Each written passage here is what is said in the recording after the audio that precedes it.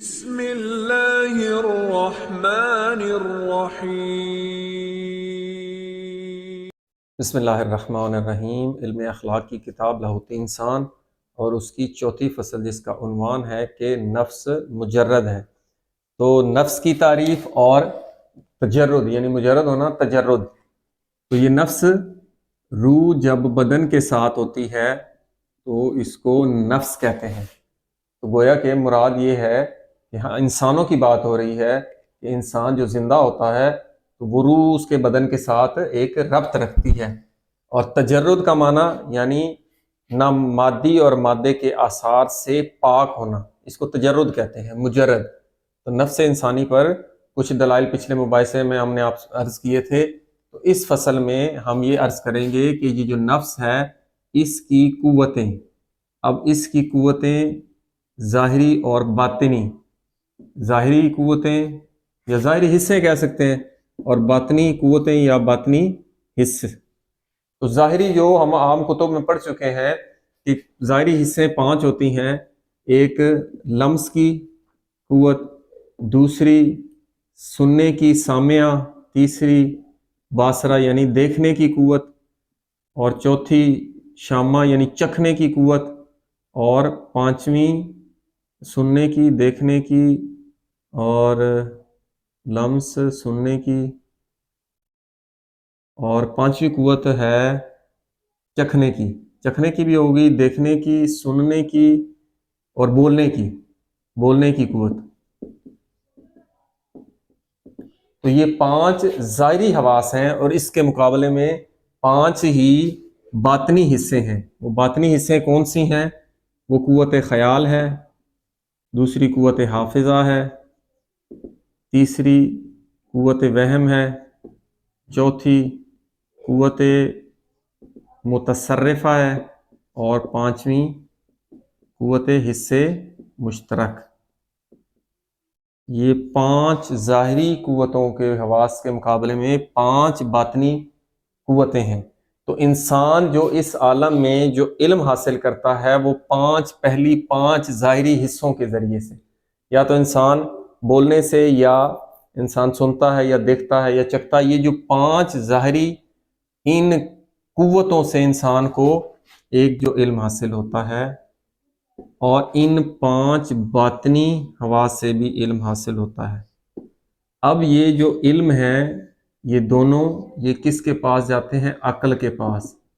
تو عقل ڈائریکٹ ظاہری حص سے علم حاصل نہیں کرتا، بلکہ ظاہری حص سے علم آتا ہے باطنی حص میں۔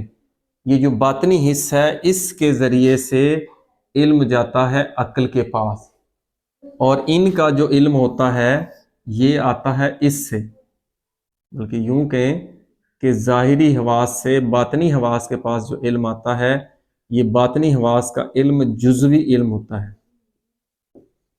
پھر جو عقل ہے وہ اس سے، یعنی ظاہری سے باطنی، باطنی سے عقل کے پاس آتا ہے، تو باطنی اس علم سے کلی علم حاصل کرتا ہے، اس کو حاصل ہوتا ہے عقل کو۔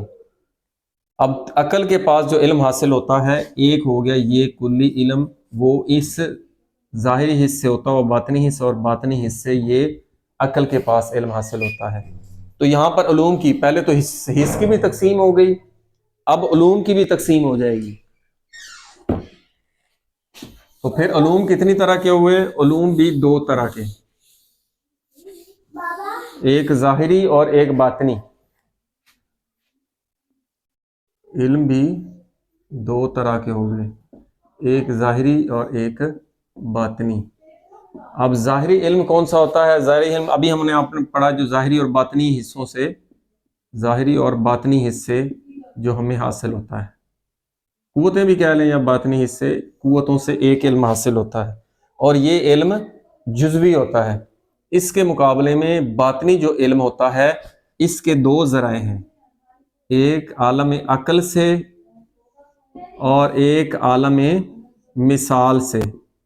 عالم مثال عرض کیا تھا کہ یہ ہمارے جو مباحث فلسفے میں ہیں اس میں ہم نے عرض کیا تھا کہ یہ جو جسمی عالم ہے یہ 3 ڈائمینشنل ہے، لمبائی، چوڑائی اور موٹائی۔ جب یہ 3 ڈائمینشنل ہے تو عقلی لحاظ سے اور میتھمیٹکس کے رول کے حساب سے جب آپ پہلی لائن کھینچیں گے تو پھر دوسرے کا مورد آتا ہے، یہ کھینچیں گے تو پھر تیسری لائن کا، تو یہ ظاہر کرتا ہے کہ اس کے پیچھے ایک 2 ڈائمینشنل عالم ہے۔ 2 ڈائمینشنل سے پہلی لائن ہوگی تو یہ 1 ڈائمینشنل عالم ہے۔ یہ 1 ڈائمینشنل عالم مجرد، مطلقاً مجرد ہے، اور اس کو کہتے ہیں عالم عقل۔ اور جو 2 ڈائمینشنل ہے یہ عالم مثال، جیسا کہ صورتیں آتی ہیں، یہ 2 ڈائمینشنل ہوتی ہیں صورتیں، جیسے انسان کو خواب میں آتی ہیں، اور عالم خواب کا وجدانی طور پر، مشاہدے کے طور پر یہ بات ثابت ہے عالم مثال کا وجود۔ وہ کس طرح کہ بہت سارے لوگوں کو جو خواب آتے ہیں، اور خواب ایک تو خواب کی اقسام ہے کہ ڈراؤنا خواب آیا، کسی کو بیماری کی وجہ سے، زیادہ کھانے کی وجہ سے خواب آتے ہیں۔ ایک خواب وہ ہوتا ہے جو حقیقت پر مبنی ہوتا ہے، جو آئندہ کے حالات و واقعات کو بے عین ہی اس کو بیان کرتا ہے۔ تو وہ جو عالم خواب سے، عالم مثال سے جو خواب آتی ہیں وہ تصویروں اور صورت میں ہوتی ہیں، وہ 2 ڈائمینشنل ہوتا ہے۔ تو یہ جو 2 عالم ہیں، عالم عقل اور عالم مثال سے جو علم حاصل ہوتا ہے وہ باطنی علم ہوتا ہے۔ اب یہ تو آپ کہو گے عالم مثال سے تو مثال خواب کی صورت میں آتا ہے، اور عالم عقل سے انسان کو یا الہام ہوگا یا خواب میں۔ اب آپ کہیں گے جی الہام سے مراد یہ ہوتا ہے کہ انسان کو خواب میں کوئی ایسا علم عطا کیا جاتا ہے، یا انسان کو، یہ بھی جو علماء حضرات ہیں جو اپنے باطنی طہارت رکھتے ہیں ان کو یہ ہوتا ہے، یا انسان کے قلب میں، انسان کے تفکر سے انسان کے قلبی مرتبہ اس قدر بلند ہوتا ہے تو انسان کو وہ اس طرح کا علم عطا ہوتا ہے۔ تو یہ ہو گیا علم کی بھی 2 اقسام ہوگی۔ اب اس سے اگلی بات جو ہے وہ یہ ہے کہ انسان کا جو ظاہری علم جو انسان کو حاصل ہوتا ہے وہ ہوتا ہے ظاہری حواس خمسہ سے۔ ان ظاہری حواس خمسہ سے جو علم حاصل ہو رہا ہے، اس کی بنیاد وہ 5 حصے ہیں۔ اب عموماً کیا ہوتا ہے کہ انسان کی جو 5 حصوں سے جو انسان اکثر علم حاصل کرتا ہے، اس علم میں کبھی کبھی انسان کو شک واقع ہوتا ہے، اور اکثر واقع ہوتا ہے، اور عام لوگوں کو شک واقع ہوتا ہے۔ جب یہ شک واقع ہوتا ہے تو اس شک کو یہ علم جو ہے یقین میں بدلتا ہے۔ کون سا؟ جو علم عقلی ہوتا ہے، یا دوسرے الفاظ میں اس کو وجدانی یا روحانی بھی کہہ سکتے ہیں۔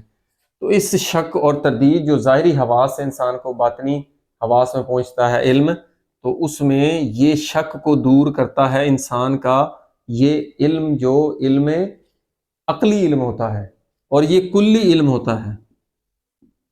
جب یہ کلی علم ہے تو یہاں سے ہمیں ثابت ہوا کہ یہ جو کلی علم ہے یہ کیا ہے؟ مجرد۔ اور یہ جو مجرد ہوتا ہے یہ کس کے پاس ہوتا ہے؟ روح کے پاس، وہ خود بھی مجرد ہے۔ پس یہ روح جو ہے اس کی قوت جو ہے اس کا نام قوت عقل کہلائے گا۔ تو روح کی قوت کو عقل کہتے ہیں، یعنی روح کی ایک قوت ہے جس کو عقل کہتے ہیں، اور روح کی یہ سب سے پاورفل قوت ہے جسے قوت عقلیہ کہتے ہیں۔ تو یہ قوت عقلیہ نہ صرف یہ کہ خود عالم عقل سے، ایک عالم عقل سے وہ جو حقائق حاصل کرتی ہے، جو علم حاصل کرتے ہیں، وہ حقائق کا علم ہوتا ہے، وہ کلی علم ہوتا ہے، وہ حقیقی علم ہوتا ہے، اس میں شک نہیں ہوتا، وہ یقینی علم ہوتا ہے۔ تو عقل جو روح جو مجرد ہے اس کی قوت عقل ہے، قوت عقل اس کو کہتے ہیں، اور جہاں سے حقائق حاصل ہوتے ہیں اس کو وہ عالم عقل پورا ایک عالم ہے، اس پر آگے کہیں بحث آئے گی۔ تو انشاءاللہ اگلے مباحثے میں ہم یہ عرض کریں گے کہ جو نفس کے مجرد ہونے پر اور کیا دلائل ہیں۔ والحمدللہ رب العالمین۔